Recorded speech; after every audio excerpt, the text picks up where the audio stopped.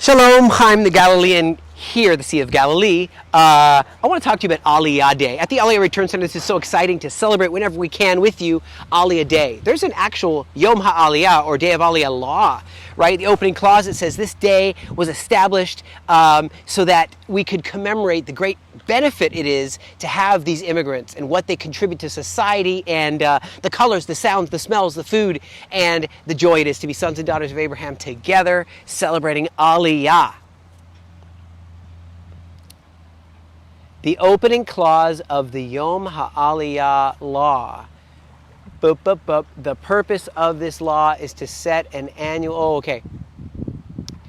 Every year from about 80 countries, people come to Israel. Top 5 countries of immigration are probably like Brazil, Belarus, Canada, United States, Argentina, France, Ethiopia, of course Ukraine, Russia. But here's what it is. The immigration of Jewish people from the diaspora to Israel means the ascent, okay? And it's represented by the state of Israel ascending to Israel, moving to Israel, immigrating.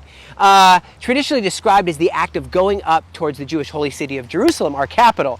Moving to the land of Israel is making Aliyah. It's one of the basic tenets of Zionism. The opposite, emigration with an E, not immigration with an I, is leaving Israel, is referred to as Yeridah, going down, the descent.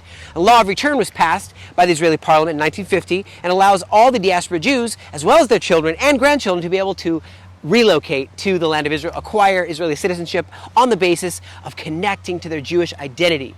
For much of our history, we have lived in the diaspora, in the scattering out of Israel due to various historical conflicts that led to persecution, alongside multiple instances of expulsion, exoduses, with the most recent of those being the oldest one back is the Jewish-Roman Wars, right? Despite its historical value as a national aspiration to the Jewish people, Aliyah wasn't always acted upon in our history, hardly at all, prior to the rise of a national awakening among the Jewish people worldwide and the subsequent development of the Zionist movement and, of course, the founding of Israel. Zionist movement in the late 19th century was the larger scale immigration of Jews to what was then called Palestine, but the waves that I'm going to talk about really began in 1882.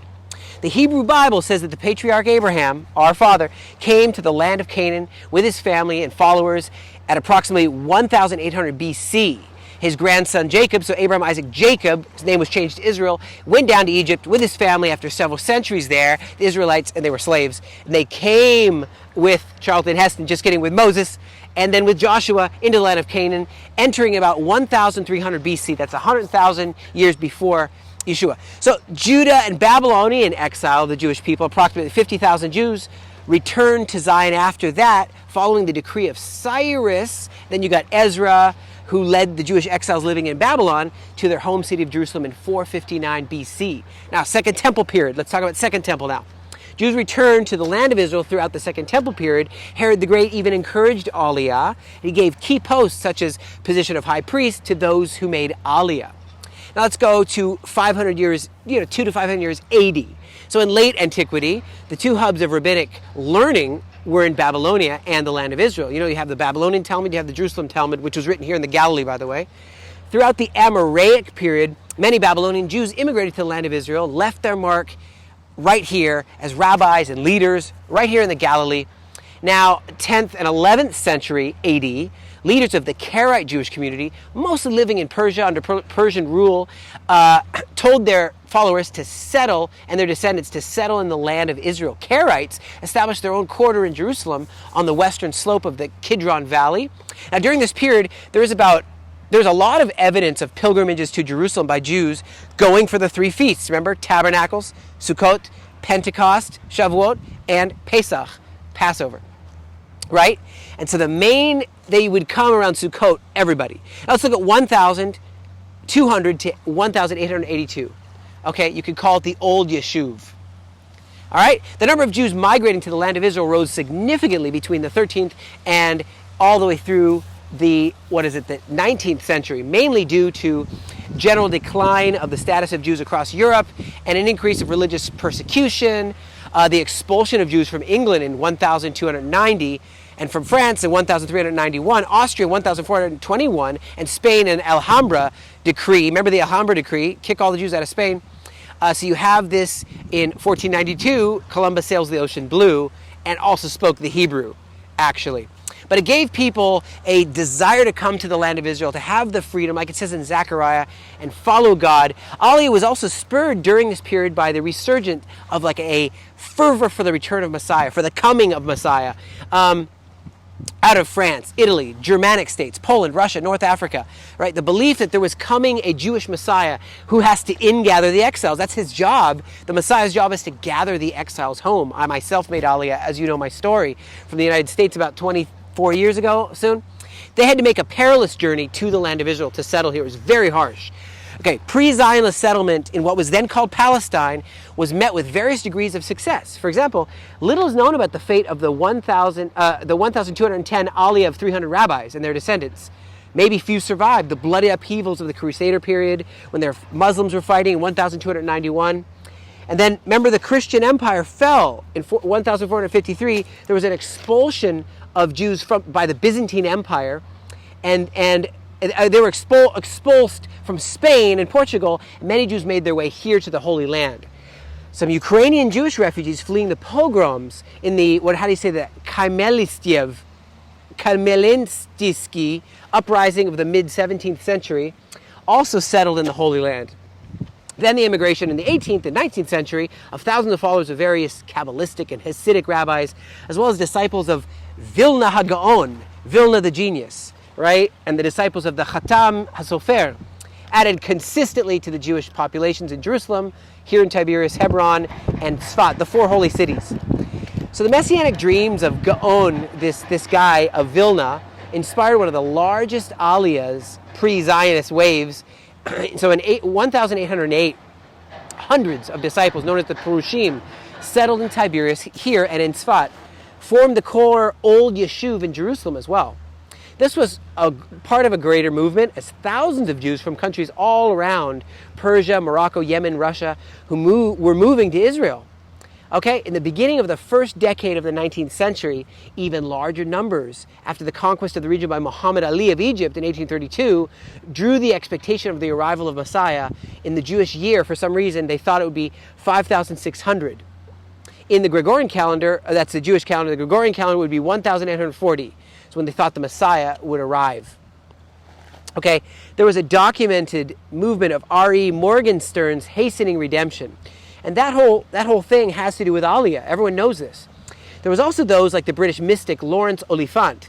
He tried to lease the northern part of Israel, just the northern part from the Muslims, to be able to settle Jews here in 1879. Don't forget, then arose, from the late Muslim, you had the Ottoman Palestine, 1881, 400 years till 1914, so about 400 years.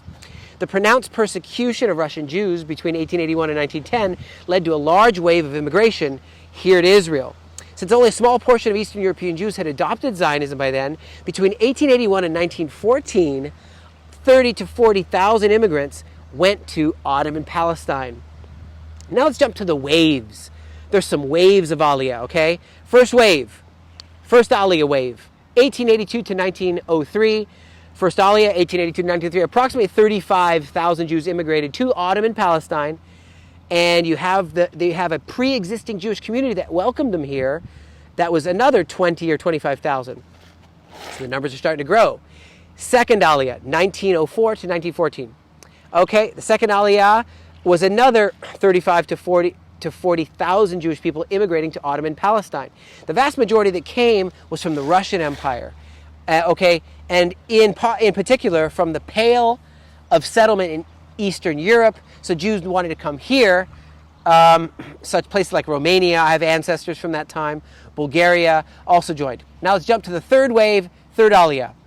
All right, during his Haskara circa 1920, a guy called Abba Hushi, between 1910 and 1923, really pushed for Aliyah and brought almost 40,000 Jews, mostly Eastern Europe, to arrive in the wake of World War I.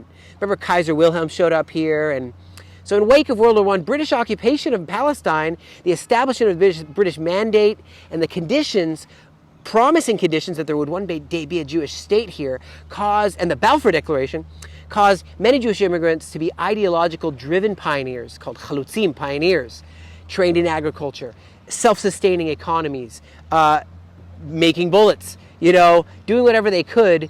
And the population reached about 90,000 by the end of this period. The Jezreel Valley here in the Galilee and the Heifer Plain marshes were drained, converted to agricultural use. Things were looking great. So by the fourth Aliyah, which is 1924 to 1929, about 82,000 Jews arrive. The numbers are really increasing now. As many came as a result of the increased anti-Semitism in Poland, throughout Europe. The vast majority of Jews arrived from Soviet Union, Romania, Lithuania, but about 12 came from Asia. Some of these founded the kibbutz that we're in right now, some of these very people. And the immigration quotas of the United States kept Jews out. Some came that would have gone to the United States at that time. Go to the fifth Aliyah wave, 1921 to 1939. Okay, so you have a survey showing the place of origin of immigrants between 1922 and 1944, and you see them coming from Warsaw, Poland, here to what was then called the British Mandate Palestine, right? And so this fifth Aliyah, with the rise of Nazism in Germany, a new wave of 250,000 immigrants arrive. The majority of these, 174,000, arrived between 1933 and 1936, after which increasing restrictions on immigration by the British made the Aliyah become Aliyah Bet, or Aliyah clandestine, illegal Aliyah. So fifth Aliyah is done, and now it's illegal Aliyah, or Aliyah Bet, we like to call it. And almost all the Jewish people of Europe, mostly from Central Europe, like Poland, Germany, Austria, Czechoslovakia, Greece even, Jewish immigrants came from these countries, also like Arabic countries, Turkey, Iran, Yemen. And that's the fifth Aliyah, including Aliyah Bet. And they all showed up here with doctors, professors. It was amazing. Now, early statehood, guess what? Then a great war happens, 1948. And guess what? Israel's declared a nation. Israel's Israel again. Early statehood, that's 1948 to 1960.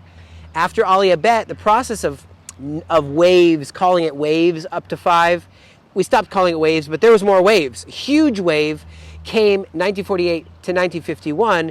3.5 years shows Jewish population in Israel, which was 650,000 at the time, more than double. Influx of 688 show up. 688,000 show up. The largest ever number of Jews in a single year came, 249,954 came in a single year. Now in the 90s, I'm going to wrap this up. It's getting long. In the 90s, you remember the great wave of 1.2 million Jewish people that come home. My own father-in-law was part of many who helped with this. He helped out of Canada, but many helped. And they came from the former USSR, former Soviet Union.